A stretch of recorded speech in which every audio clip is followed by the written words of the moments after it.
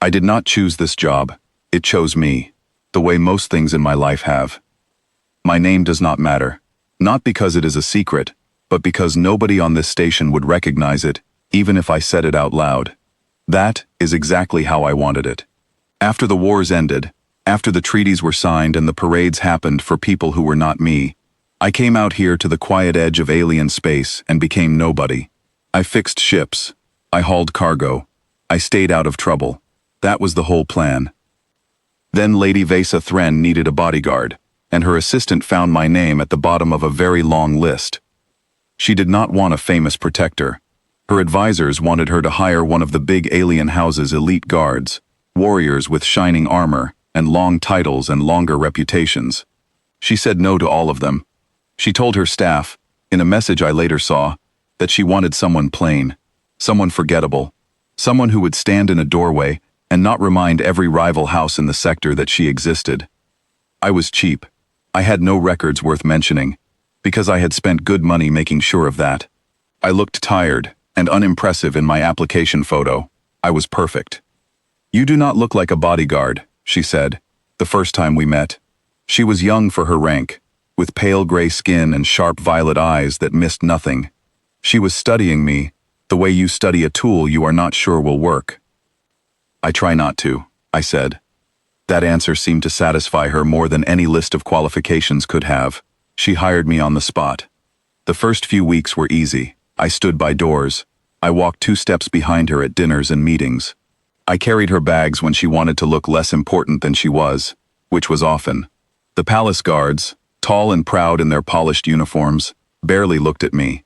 One of them, a broad-shouldered officer named Doss, made a joke about hiring a human because humans were cheaper than furniture. I laughed along. It was easier that way. I did not correct anyone. I did not explain that I used to know things about war that most of those guards would never need to learn, and hoped they never would. The first sign of trouble came quietly, the way real trouble usually does. We were at a trade dinner, one of those long, boring affairs where nothing important seems to happen until suddenly everything does. A merchant from a rival house had too much to drink and got too close to Lady Vesa, grabbing her arm hard enough to make her flinch. The room noticed. Nobody moved. I moved. I did not throw a punch. I did not need to.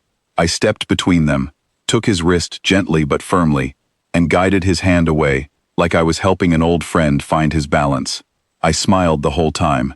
I said something forgettable about too much wine and long nights. He sat back down, confused about what had just happened, and the dinner continued like nothing had.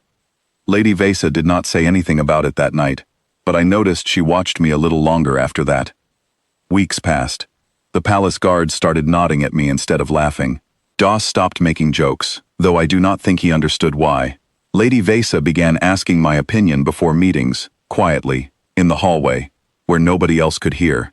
I gave short answers. I stayed in the background. That was the job. Then came the night everything changed. It started with the lights. Palace lighting does not flicker on its own. Not in a building with backup systems layered 3 deep. When the halls went dark for 2 full seconds, I already knew what it meant before the alarms even started. "Stay behind me," I told Lady Vesa, and for the first time since I had met her, she did not argue. The attackers were professionals, not political rivals looking to embarrass her at a dinner. These were quiet, efficient, and moving with purpose, through service corridors that were supposed to be secret. 6 of them, maybe more. The kind of team you hire when you want someone gone, not just inconvenienced. The palace guards did what they were trained to do. They formed lines. They shouted commands. 2 of them went down fast, not badly hurt, but out of the fight, because the attackers knew exactly where to hit and exactly how hard. Doss stood his ground bravely, but bravery alone does not stop a trained team that has planned every step in advance. I stopped being quiet. I am not going to describe every second of what happened next, because it does not deserve a long retelling. What matters is this: nobody died that night. Not the attackers, not the guards, not Lady Vesa. I made sure of that, even while moving faster than anyone in that hallway had ever seen a human move, even while doing things that made the surviving attackers stop fighting and simply stare. I disarmed them. I did not destroy them. There is a difference, and it is a difference I have always believed matters more than anything else. When it was over, the corridor was full of groaning attackers, tied and disarmed, and a very quiet silence that comes after violence stops. Lady Vesa stood behind me, untouched, staring at me like she was seeing me for the first time. "Who are you?" she asked. Her voice was not afraid. It was something closer to wonder. I did not answer right away. I helped the injured guards up first. I checked on Doss, who was holding his side but grinning despite the pain, muttering something about how he was never going to make another joke about human furniture again. Only after the guards were safe did I turn back to her. "I told you," I said. "Someone plain." "You are not plain," she said. "I do not know what you are, but you are not that." The next morning, the story had already spread through the palace. By afternoon, it had reached the trade houses. By evening, someone had matched a description of the fight to old human military records. Records I thought I had buried deep enough to never surface again. A name came with it, an old name, one that used to mean something in wars that most of the people in this palace had only read about in history files, if they had read about them at all. Lady Vesa called me into her private study that night. She did not look angry. She looked thoughtful, the way she always looked before making an important decision. "They tell me you commanded soldiers once," she said, "that you ended battles other people could not end, that there is a reason certain fleets used to change course when they heard your name." "That was a long time ago," I said. "Why hide it?" she asked. "Why come all this way, to nowhere, and pretend to be nothing?" I thought about how to answer that honestly, because she deserved honesty after everything. "Because strength that needs to announce itself is usually trying to hide something else," I said. I did not want people looking at me and seeing a weapon. I wanted to just be useful, quietly, without any of it becoming a performance. She was quiet for a long moment. "But you are a weapon," she said. "A very good one, from what I saw last night. I am also a person who chooses not to use that against people who do not deserve it," I said. "Last night, I could have ended those attackers instead of just stopping them. It would have been faster, easier, maybe. But it was not necessary. They are in custody now, and they will answer for what they tried to do, properly, instead of me deciding their fate in a dark hallway." She looked at me for a long time after that, like she was rearranging everything she thought she understood about the quiet human she had hired. "That is not what I expected from someone with your history," she admitted. "Most people expect legends to be loud," I said. "I have found the quiet ones last longer."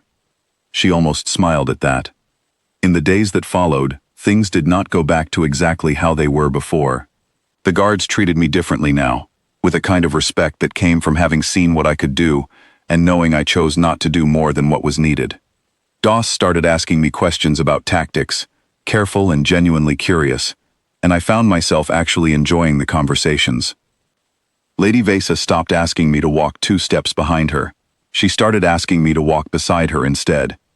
"People will talk," her assistant warned her one afternoon when we were reviewing security for an upcoming summit. "Now that they know who you hired." "Let them talk," she said, without looking up from her notes. "I did not hire a legend. I hired someone plain, who happened to have done legendary things and chose plainness anyway. That is a very different thing, and it is the only thing I actually care about." I stayed on after that, no longer trying quite so hard to disappear into the background, though I never became the kind of showy protector her advisors originally wanted. I still stood in doorways. I still carried her bags when she wanted to look less important than she was. But now, when trouble found her, and it sometimes still did, I did not have to pretend I could not help. The attackers from that night were eventually connected to a rival house, looking to weaken Lady Vesa's political standing before the summit. Justice, when it came through proper channels, not through anything I had to decide alone in a dark hallway. That mattered to me more than most people understood. I had already seen what it looked like when someone with power decided too much on their own, back in the wars, back before I came out here looking for something quieter. I did not want to become that person again. Months later, at a formal gathering I would once have avoided entirely, Doss introduced me to a visiting dignitary as the quietest legend you will ever meet. I laughed, because it was true, and because for the first time in a long while, Being known did not feel like a burden. Lady Vesa caught my eye from across the room and gave me a small, knowing smile. She had wanted a quiet bodyguard. Instead, she got a living legend who had simply chosen, every single day, to be quiet anyway. I have found that is usually the better kind of strength, not the kind that needs an audience. The kind that just shows up, does what is necessary, and lets the rest of the world believe whatever it wants to believe, right up until the moment it truly matters.